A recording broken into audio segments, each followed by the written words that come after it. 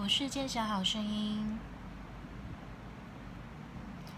我们这一年忙到少见面，下一次大概是他的婚宴，仿佛是昨天，谁泪流满脸，转眼就要庆祝下个春天，太让人羡慕，甚至掺杂一点嫉妒，不至于孤独，暂时把工作当归属。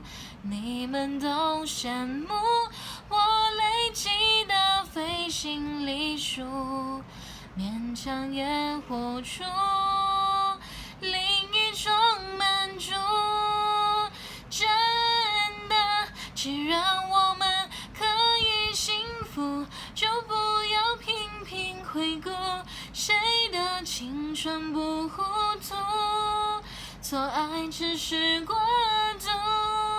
其实我们值得幸福，还不到时候认输，别中了情歌的毒，寂寞不知回处，没有必要记着让人爱多苦，感谢过去成就我的幸福。